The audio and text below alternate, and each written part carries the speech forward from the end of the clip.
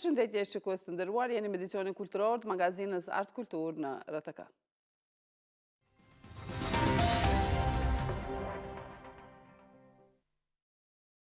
Nis edicioni i 24 i festivalit prestigjos Kosova Kamerfest 2025.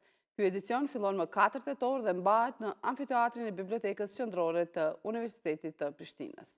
Hapja së lejmit do të sjellë një rikthim emocionues violinisten e njohur shqiptare Klodiana Skënderi, e cila pas 44 vitesh rikthehet në Prishtinë tashmë së bashku me kolegët e saj ndërkombëtar, violonçelistin francez Jérôme Lefranc dhe pianistin bullgare Vesela Pelovska.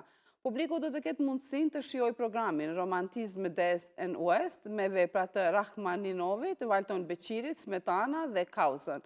Ky festival mbetet një nga ngjarjet më të rëndësishme të muzikës së dhomës në rajon, duke sjellë artistë të shquar nga Kosova dhe bota. Ciana Badivuku është një nga emrat të rëndësishëm të skenës muzikore me një karrierë të gjatë si soliste dhe si koncert maestre e Filharmonisë së Kosovës. Në studio kam kënaqësinë të kem Ciana Badivuku, drejtoren artistike të festivalit Kosova Kamerfest. Përshëndetje Ciana, mirë se erdhe në Art Kultur. Faleminderit për ftesën, mirëmbrëma. Atëherë, Ciana, si e vlerëson faktin që Kosova Kamerfest është bërë një nga ngjarjet më të rëndësishme kulturore të vendit? Tash e 24 vite, është edicioni i 24. Po Kosova Kamerfest filloi në vitin 2000. Atëherë ishin 2 vitet e para me emrin Festivali Internacional i Ndërkombëtar i Muzikës Klasike, që e organizuam, do me thonë, për posmeje, unë, Besa Luzha dhe Valbona Petrovci, dhe disa Leila Pula, ishim, do me thonë, antar të shoqatës artistëve muzikore të Kosovës. 2 vitet e para u organizuan me këtë shoqatë, më pas e pagëzova me Kosova Kamerfest, do me thonë, si festivali parë që ka nisë në vitin 2000, e me disa pauza 2 vjeçare në gjatë pandemisë. Tash e kemi këtë vitin 2024 dhe ky festival inspiroi, po edicionin është i 24. Inspiroi, do me thonë, gjitha festivalet e Kosovës që erdhen pas festivalit ton, Remuzika, Dam, Chopin Fest, Gitar Fest e kështu me radhë. Do me thonë, tash dihet që Kosova është epicentër e festivaleve ndërkombëtare botërore që ka me në vërtet e ka bërë shumë të njohur Kosovën për muzikë klasike nga vizitat dhe eksperiencat që i kemi shkëmby me artistë e mirë njohur plot këto 24 vite.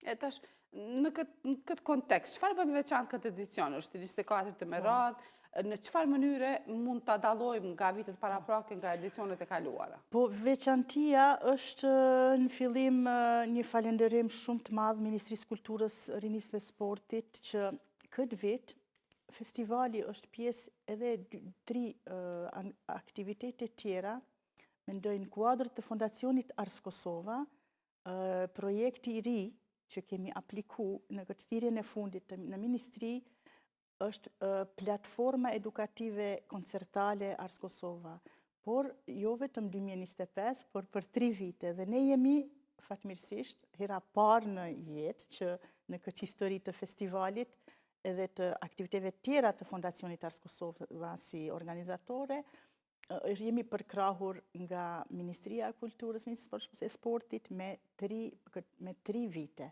rresh. Do me thonë, edhe kjo të jep një hapësirë shumë më të madhe për të hulumtu dhe për kreativitet më të madh të emrave botëror, kur e keni buxhet pak më të rahatshëm, ndoshta në përzgjedhjen e muziciantëve, artistëve, kur e din që ke përkrahje institucionale shtetërore, kjo është diçka krejt, diçka një etapë e re për ne. Edhe një shtytje, edhe inspirim. Në mbrëmjen e parë që fillon nesër e shtunë, data 4 tetor, siç e cekët në vendin, lokacionin, rikthehet violinistja shqiptare që jeton e vepron në Paris, Klodiana Skënderi, pas 46 vitesh, unë kam menduar që 24, po që ka 46 vite, e ajo i sjell edhe 2 kolegë të saj, që janë kolegët nga Opera e Parisit, dhe me formacion trio pianistik, Dhe kjo është për ne shumë një senzacion do tjetë, sepse ajo kaq vite s'ka qenë në Kosovë, Klodiana dihet që si 9 vjeçare, ajo ka performu në Kosovë për herë të parë me orkestrin e Radio Televizionit Shqiptar dhe ansamblit atëherë në vitet 80-ta. E si kanë quajtur Klodianën për Po para? Prodigy apo Wunderkind, ajo talente e rrallë, sepse në moshën 9 vjeçare... Që i bjen në Shqip, nga gjermanishtja? Po, talent i rrallë, dhe zakonshëm, do me thonë, ajo ka interpretu në atë moshë, unë e kam qenë ato koncerte, i mbajnë mend shumë. Edhe koncertin Mendelssohn për violinë orkestër, që është koncert shumë virtuoz, edhe ekzistojnë edhe incizimet në YouTube të Klodianës së vogël, por tash do të kthehet me një pjekuri tjetër artistike, edhe vlen të përmendet që familja e Klodianës, ajo rrjedh nga familje muzicientësh të njohur, të mirënjohur shqiptar. Babai është Ymer Skënderi, themeluesi i shkollës violonçelistike shqiptare, dhe nëna është një pedagoge e mrekullueshme që ka nxjerrë plot gjenerata përpos Klodianës, Proletare Skënderi, e cila akoma është aktive me pedagogji, dhe mos të harrojmë edhe vëllaun e saj Arben Skënderi, i cili është violonçelist, koncertant, njëherit është edhe në Shqipëri, është rikthyer mbas France, është e drejton orkestrën e ushtarake të Tiranës. E tash, do të thonë, ne e dim që kjo është muzikë e dhomës, për atë dhe ndoshta keni mbruar Kammerfest. Po. Sa ka ndihmuar ky festival në krijimin e një hapësire për muzikën e dhomës në Kosovë?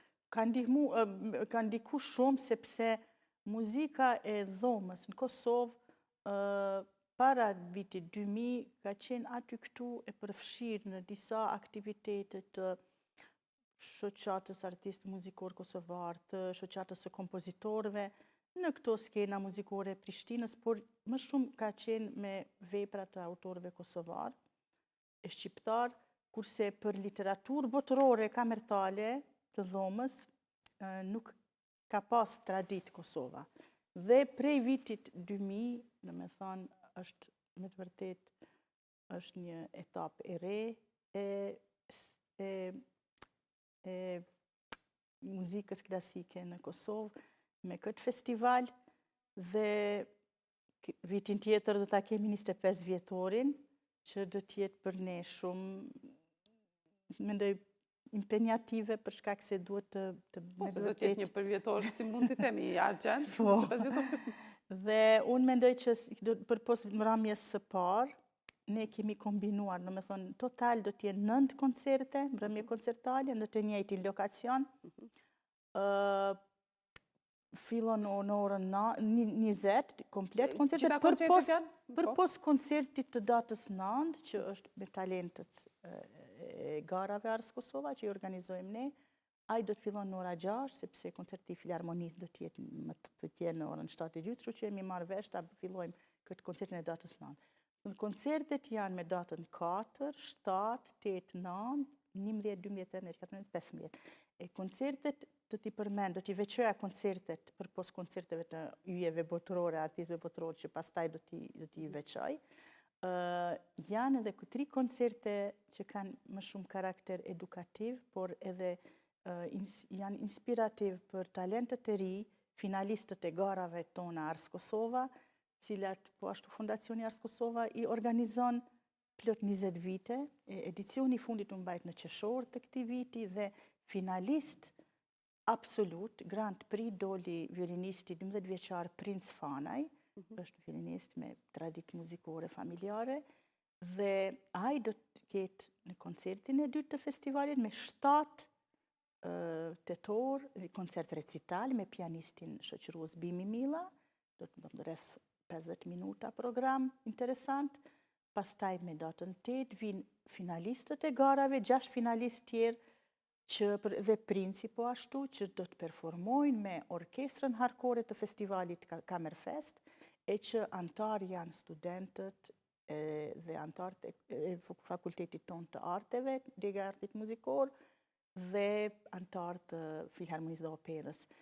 Ky koncert do t'jetë shumë interesant, sepse për herë të parë këta të rinj ballafaqohen si solista me orkestër harkore, dhe do t'i përmend emrat për pos Princ Fanaj, që është absolut, fitues, do t'jenë edhe fituesit e çmimit të kompozitorit Akil Koci, dhe çmimit të Chopin Fest dhe çmimeve tjera që u dhanë Drita Dida, të violinistës së ndjerë, që e ndan për familja e Dritës, edhe natyrisht që emrat e këtij koncerti do t'jenë Noa Cana, pianiste e re nga Prishtina, dy i kemi instrumentistë të rinj që ashtu dolën në finale, Lis Mustafa, kitarist, dhe Leonor Nebiu, klarinetist.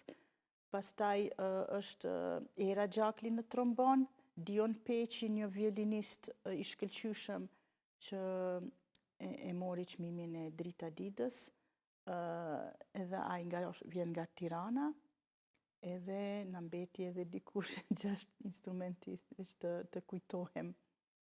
Në mes të këtyre instrumentistëve, do të thonë, unë e kisha një pyetje në këtë kontekst, në këtë temë, cili është roli në promovimin e artistëve të rinj kosovar i Kamerfestit, po ti ma dhe përgjigjen tash dhe ndoshta në ndërkohë dhe të kujtohet edhe emri i personit. Pastaj do t'i kisha veçu edhe të rritë që do t'lu dalin me datën 9, ata do dalin veç me recital, dhe më pas janë koncertet e artistëve botëror, për datës 11, 12, 13, 14, 15, do të kemi nga Maqedonia e Veriut, Ismet Veseli tenor, Adelina Paloja, soprano e ajon diva, që do t'jetë ajo pjesë e soliste, Ismet Veseli tenor dhe Shkelzen Baftiari, kjo është me datën 11, pastaj me 12 është koncerti i trio, Eloisa Caschio, është pianiste italiane, ajo do të ketë vepra të impromptu nga Chopini dhe nga Schuberti. Në pjesën e dytë të koncertit, artistë të ftuar janë Ron Bakalli, violinist, ish studenti im, dhe Arjan Zherka, violonçelisti ish student. Për pos tyre, i kisha përmend edhe trio koncertanto nga Italia, me pianistën që e ka formuar pianistja Veronika Koprivica, pastaj vjen duo violin-violoncello, Marko Popristov nga Maqedonia dhe Zelanda e Re, me një violoncelist të ri nga Bosnia-Hercegovina, Isak Haraqić, dhe në mbrëmjen e datës 15 vjen një violoncelist shkëlqyeshëm, laureat i shumë çmimeve violoncelistike botërore, Roman Garro, nga Franca, me Daniela Dikova, pianistën e cila ka qenë edhe më parë nga Bugaria, pianiste e mirë njohur bulgare, dhe aty do t'i bashkangjitem edhe unë në fund të festivalit. Do të desha të them që festivali e shënon edhe për vjetorin e lindjes dhe vdekjes së disa kompozitorëve, Shostakovich dhe Ravel. Natyrisht e kemi edhe premierën botërore të veprës Valton Beqirit, Folk Suite, që do të performon nga trio Klorolla, nga Klodiana dhe kolegët, dhe një vepër për festival që ka komponuar kompozitori i mirë njohur i shqiptar që jeton në Britani të Madhe, Thomas Simaku. Po. E tash, do me thonë, ne po i afrojmë e këfundit, se shkun minutat nëse nuk e ke vrejtur, gjatë bisedës, po, si shini të ardhmen e Kosova Kamerfestit, ku mund t'jetë kjo festival pas 10 vitesh? Po, dhe në të ardhmen, pse jo? Po, në fillim shpresojmë që kushtet infrastrukturës do të stabilizohen, se ne komuniteti muzikor shumë në çdo intervist kemi këtë prioritet, dhe dhash Zoti të arrim këtë ditë që të kemi barem një sallë të përafërt si Filharmonia e Shkupit. Besoj që atëherë do të kenë mendoj shumë artistë që me kolegët kur bisedojmë që organizojnë festivale, për shembull me Leila Pulën, Besa Lurra, me Dardan Selimaj e tjerë, që nuk mund të ftojnë as filharmonia, as festivalet tjera emra shumë të mirë njohur, që edhe nëse ka buxhet, sepse ata kanë disa kushte, salla koncertale, piano, shumë më nivel, që janë me vërtet që janë shumë të kushtueshme. Kjo do t'jetë me vërtet një shtytje. Kjo do t'jetë është ajo që ju e pritni më së shumti, të keni një sallë. Pastaj, natyrisht të antarësohet në rjetën e festivaleve evropiane, por unë mendoj që tash ne shumë kemi bërë çdo herë për koncertet veçanta për të rinjt, që ata të afirmohen, sepse bazat i kanë profesionistët që janë nga Kosova apo rajoni, në bashkëpunim me artistët botëror, dhe këto formacione japin hapësirë që të rinjt të komunikojnë në ansamblet të përbashkëta me profesionistët. Këtë kemi ne si moto, si mendoj parim, por natyrisht gjithë një në organizuar do të organizohen edhe masterklase, me thonë të profesorëve, artistëve që gjatë festivalit do të japin ligjerata në Fakultetin e Arteve, ku edhe unë ligjeraj. Dhe besoj që kjo është të rinjt janë ardhmëria që të inspirohen edhe të kenë këtë festival si të tyre, që të kenë edhe ata hapësirë të performojnë. E kështu me radhë të shohim vitet e ardhshme çka do të na sjellin. Besoj emra edhe më eminent, edhe pse tash janë shumë të njohur, por në përgjithësi kjo është një problem madhor për krejt komunitetin tonë muzikor. Në fund sigurisht ju dëshironi që audienca publiku t'jetë prezent, t'ju përcjell, t'ju djeg me kënaqësi.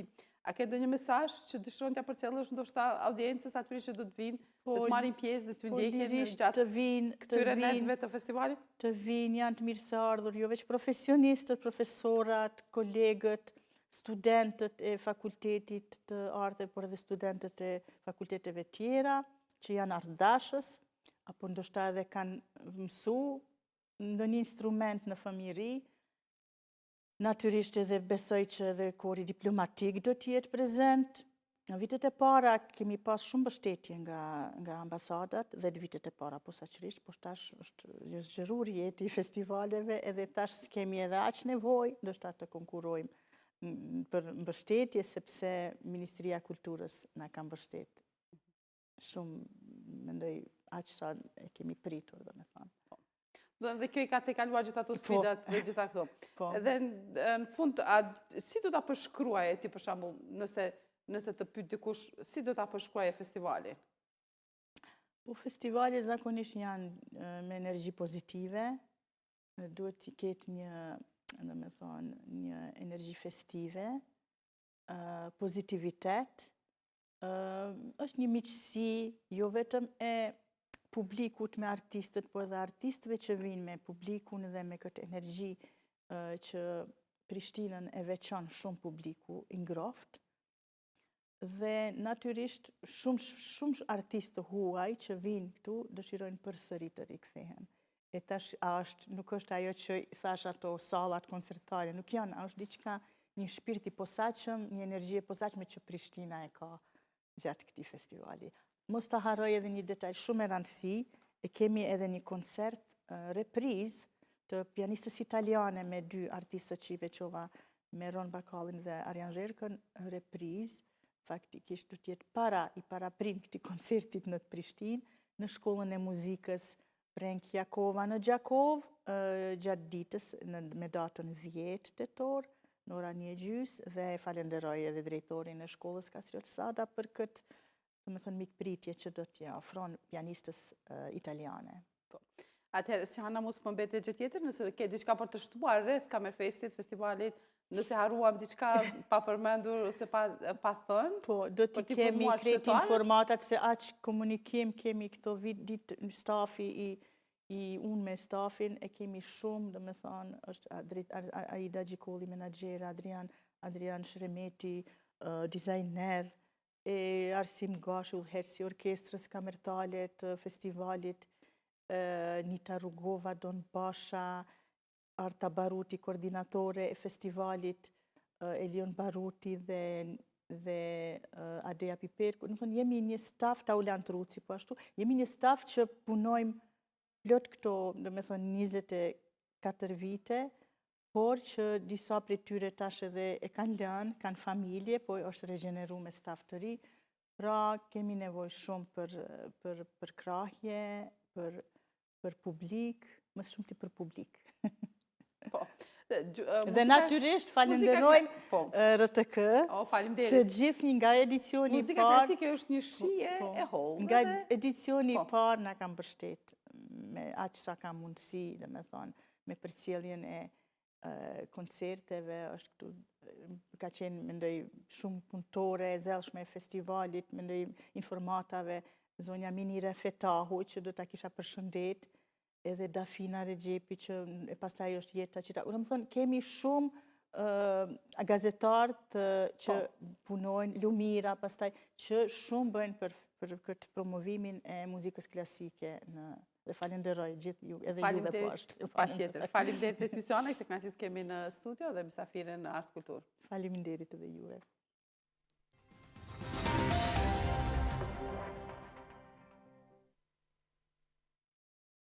Artisti kosovar me famë botërore, Petrit Halilaj, është shpallur laureati çmimit prestigjos për skulpturë Nasher 2027. Ky çmim prestigjos për skulpturë kontemporane ndahet nga Qendra për Skulpturë Nasher në Dallas të Shteteve të Bashkuara të Amerikës. Çmimi përfshin një shpërblim prej $100,000, si dhe mundësinë për të zhvilluar programe publike në qendrën Nasher. Halilaj ka shprehur mirënjohje qendrës Nasher për këtë çmim, të cilin ka thënë se do t'ia dhurojë Fondacionit Hajde, pasi siç ka thënë ai, është mënyrë më e mirë për të transformuar një njohje personale në një ëndër kolektive për kulturën në Kosovë. Ta dëgjojmë një deklaratë të Halilajt dërguar Radio Televizorit të Kosovës. Këtë çmim nuk e kam prit as edhe për një moment. Është çmim tepër i rëndësishëm për kontributin në skulpturë nivel botëror. Jemi nderuar edhe mirëpres këtë çmim. Puna edhe mundi krejt këtyre viteve, jo vetëm i mimi, por prej familjes, shokëve, shoqeve, kolegëve artist, gjithë ata që më kanë mbështet edhe kanë fluturuar me mua. Normalisht mënyra më e mirë me transformu, me bardh këtë çmim nga një mirënjohje personale me shëndru në ëndër kolektive, nuk di qysh ndryshe përpos që këtë dhuratë t'ja kaloj Kosovës. Na presin 2 vite shumë të mira për Shtëpinë e Kulturës në Rënek, për Fondacionin Hajde, Hotelin Grand, Patin e 6. Ja dedikoj me kitë zemër Fondacionit Hajde edhe falenderoj gjithë për mbështetjen.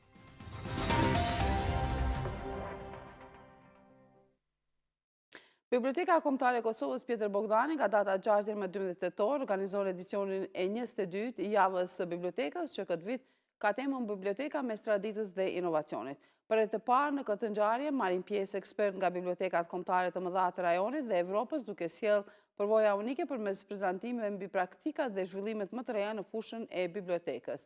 Pikat kryesore të programit janë lansimi i rrjetit bibliotekar të Kosovës, ku do të jenë 48 biblioteka të lidhura në një sistem të unifikuar. Ekspozita Trashëgimia Orientale në Kosovë, me dorëshkrime dhe botime të rralla nga fondet e bibliotekës kombëtare, sesioni shkencore mbi digitalizimin, ruajtjen e trashëgimisë, teknologjinë dhe identitetin kulturor, promovimin e leximit, përkthimin e letërsisë shqipe dhe qasjen ndërkombëtare të drejtën e autorit dhe rolin e bibliotekave, diskutime mbi inteligjencën artificiale dhe bibliotekat me ekspert kombëtar. Për kujtim për Martin Camaj në 100 vjetorin e lindjes, program kulturor e letrar me lexime, promovime librash dhe diskutime me shkrimtare përkthyes, shfaqje filmash nga kinematografia kosovare çdo mbrëmje në bibliotekën kombëtare. Java e bibliotekës do të shtrihet edhe në qytetet e tjera si Prizreni, Peja, Gjakova dhe Suareka, me aktivitete të posaçme për fëmijë të rinj dhe lexues të apasionuar.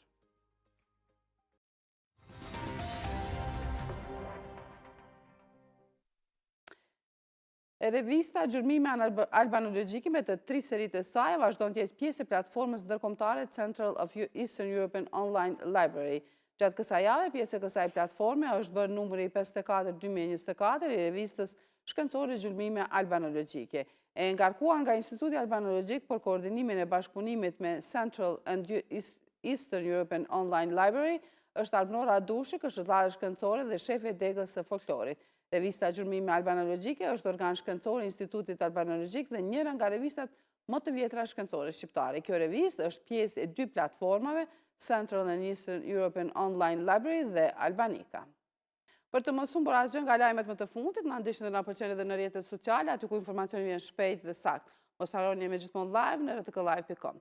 Të nderuar shikues, këtu e përfundoi magazini Art Kultur. Ne ju falenderojmë që na ndoqët, mirupafshim të hënën.